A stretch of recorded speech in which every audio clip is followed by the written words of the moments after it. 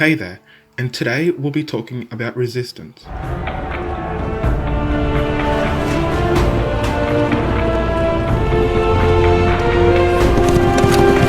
Not that sort of resistance.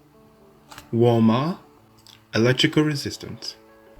In this video, I'll be discussing electrical resistance, its application via Ohm's law, and its impact to everyday life.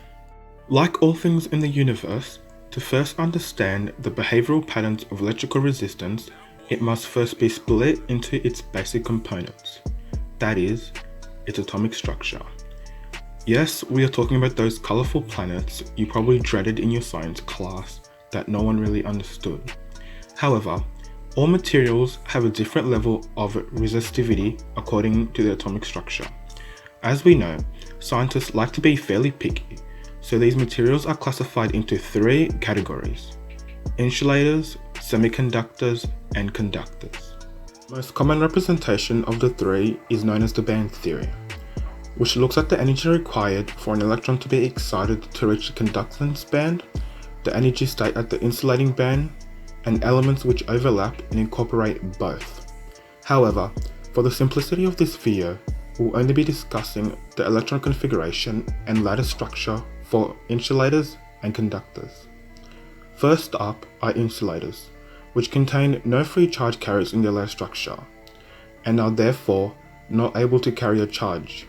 In plain terms, its structure is very rigid and it cannot transmit electricity. Typical examples of these range from products such as your plastic chair, which are formed by high-density polyethylene, a long, complex string of carbon atoms.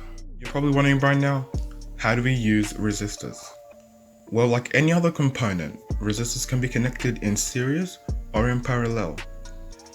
This means we can have an electrical circuit with an infinite amount of resistors in either series or in parallel as long as we have an implied voltage. Next up is understanding how Ohm's law is applied here.